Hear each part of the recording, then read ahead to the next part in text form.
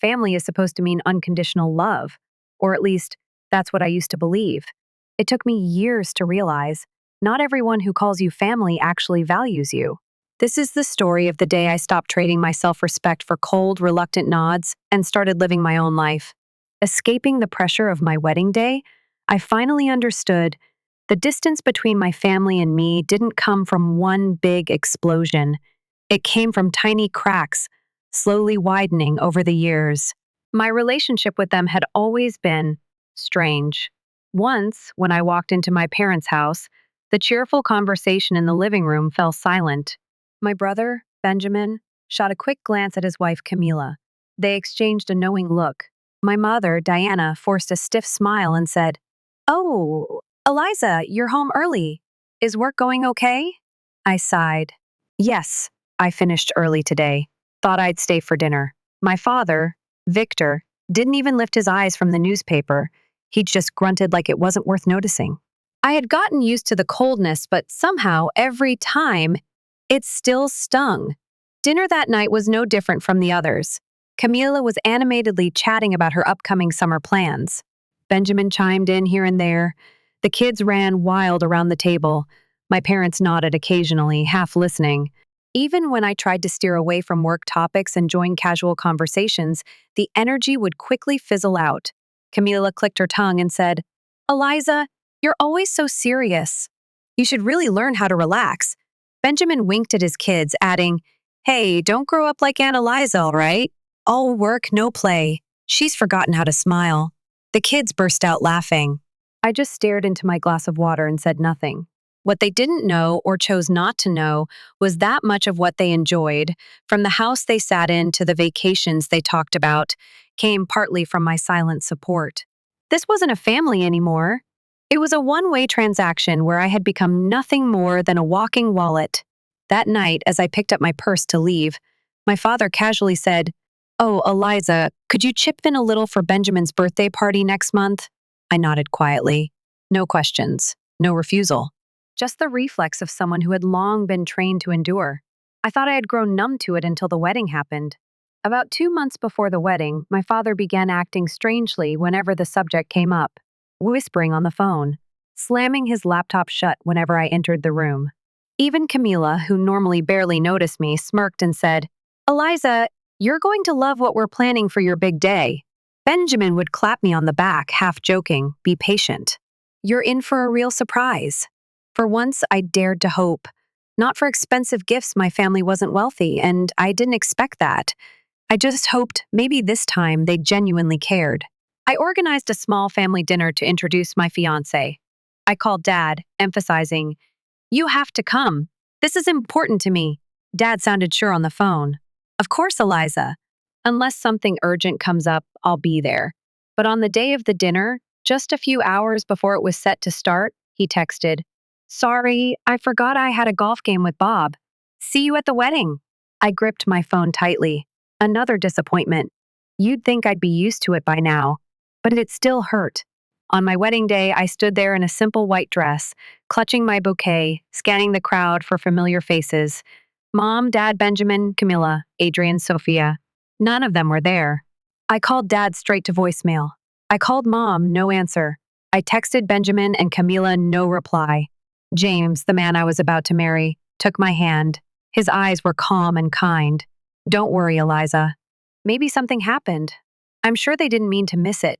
I forced a smile. James stood there in his perfectly tailored suit. His gentle smile meant only for me while I stood awkwardly alone at the altar.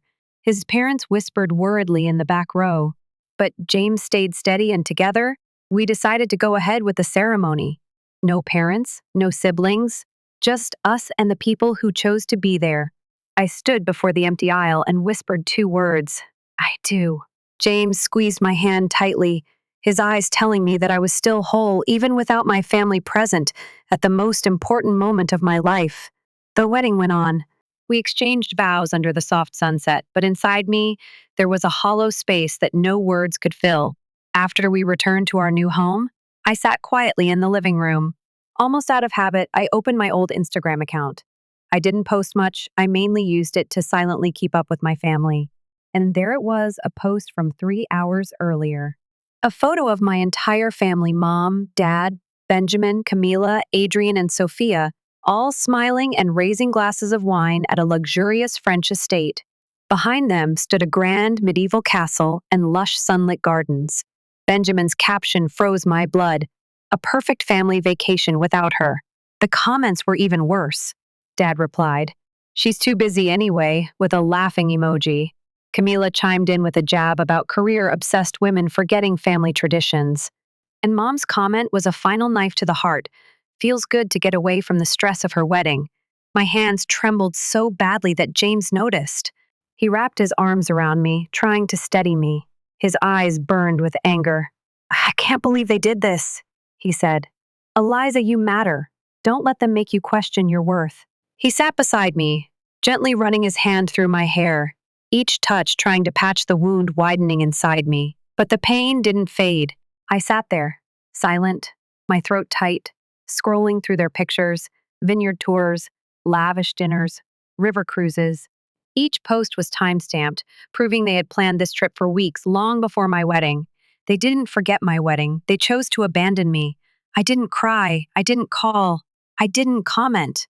Instead, I quietly poured myself another glass of champagne, my hands still shaking, and for the first time, I let myself face the truth. James, always steady, brought over a cup of hot chocolate and sat down next to me. In his calm, experienced voice, he said, "In situations like this, you need to act based on evidence, not emotions." "I think you understand that better than anyone, Eliza." He pulled out his tablet and hesitated. "I probably shouldn't show you this, but you need to see it." On the screen were internal company documents, reports analyzing the missteps and costly mistakes made by my father's department. That's when I realized James wasn't just another executive. "You're okay?" I asked cautiously. He gave me a soft smile. "I just got promoted. It's not public yet, but I'm now the CEO, and that means," he added gently, "I'm now your father's direct superior." I was stunned, but James quickly said, "What's more important is protecting you. I won't let anyone hurt you again." His words lit a fire inside me. I immediately checked the bank account I had been using to support my family over the years. Within minutes, I found a $400 transfer into my father's personal account just the previous Friday. I scrolled through old social media posts and saw that Mom had been hinting at this family retreat for weeks. It wasn't a coincidence. They had carefully planned a luxury vacation excluding me like I didn't exist. By midnight, the numbness inside me had hardened into fierce determination. I opened my laptop and started documenting everything. Screenshots of posts, bank statements, a timeline of their lies about a wedding surprise. For the first time in my life, I realized silence would not save me. I've never been someone who cries easily. But sitting there in the dark, staring at the evidence, hot tears welled up behind my eyes, not from sadness, but from pure rage. "What should we do now?" I asked James, my voice shaking. James rested his hand on my shoulder, calm as ever. "First, we protect ourselves legally. Then, when the time is right, we show them the truth. But for tonight, you need to rest. Tomorrow will be a long day." He pulled me gently into his arms and led me to the bedroom, leaving all the chaos locked behind a closed door.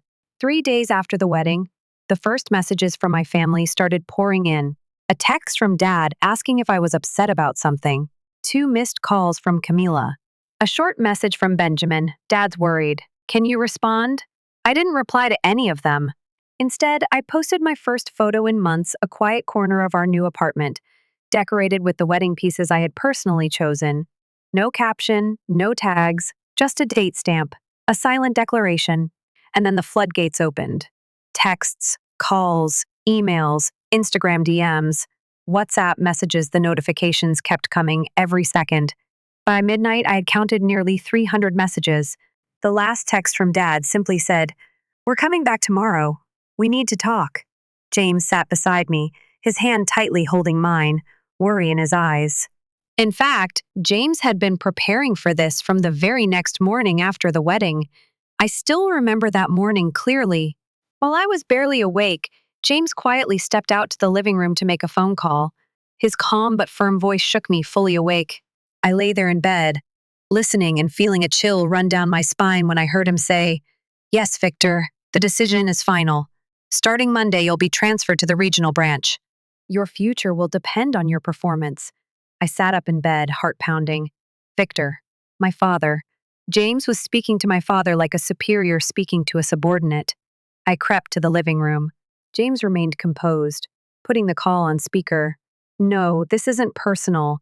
This is strictly about performance and compliance," he said evenly. "Your department has failed to meet targets for 3 consecutive quarters. On top of that, there have been violations of company ethics policies." Through the phone, I could hear my father's furious panic shouting, "You don't have the authority to do this. I've given this company 20 years. James didn't flinch. "I was officially appointed CEO 3 months ago. I have full authority over personnel decisions." There was a long, heavy silence. Then Dad's voice came back, this time filled with fear. "Wait, James. Maybe there's been a misunderstanding." James glanced at me, then said slowly, "You chose to miss your own daughter's wedding to vacation in Europe, Victor. In this company, we value family. You couldn't even honor that basic principle." The line went quiet. Then Dad's confused voice broke the silence. "What wedding?" James squeezed my hand gently, his eyes heavy with sadness. Then he answered, calm and clear, "Eliza's wedding. Your daughter." There was a crash on the other end of the call, like something being dropped. Then Mom's panicked voice shouting in the background, "Victor, what happened?" Followed by Benjamin's voice, trying to say something, but it was all chaos. After a long moment, Dad came back on the line, his voice shaky. "Eliza, listen. It's just a big misunderstanding. We were just on vacation. We didn't know James was your fiancé. We didn't know he was CEO." I said nothing. I let the silence speak for itself. James didn't say anything either. In that moment, every fake smile, every hollow gesture from them over the years, it all fell away. They had never truly valued me. Not when I was a little girl. Not when I grew up. And certainly not when I stepped into this new chapter of my life. The hallway was already tense when the elevator doors opened again. James stepped out, still in his perfectly pressed suit. His eyes swept over the scene, cold as ice. He strode forward, stood firmly next to me, and placed a steady hand on my shoulder, a silent but clear declaration. "Victor," James said, his voice calm but commanding. My father's face turned pale instantly. "James, what you said, is it true?" he stammered, his voice trembling. "You two are married?" James didn't blink. "Yes. Eliza and I got married 4 days ago. Your whole family was invited, but it seems you prioritized your vacation in France instead." The hallway fell into a heavy silence. My father's face crumpled with fear and regret. He stuttered, "Eliza, James, is it really true? That he's the CEO?" I nodded calmly. "Yes, James is the CEO now, but that's not what matters." I kept my voice even. "What matters is that on the most important day of my life, you chose a vacation over being there. And now, you're here not to apologize, but because you're worried about your job." Benjamin stepped forward, trying to smooth things over. "Eliza, please, just hear me out. We didn't know your fiancé was Dad's boss." I cut him off sharply, my words slicing through the air. "If you actually cared, you would have known. But the truth is, none of you ever cared enough to ask. You were all too busy planning the perfect vacation and figuring out how to keep it a secret from me." Finally, my mother lifted her head, her eyes glassy with tears. "Eliza, we're still family." I looked straight at her, at all of them. Family isn't just a word, it's being there. It's respect. It's love. You chose wine, castles, and laughter without me. You chose to be absent without even a word of apology. And now, you're only here because you're afraid for yourselves. James squeezed my shoulder gently, grounding me. I took a deep breath. I've been loyal to this family for years. I've helped whenever you needed it. I've sacrificed my time, my energy, and even my pride. But today, right here, I end that chapter. You chose to leave me behind long ago. Now live with the consequences. The air turned cold and still.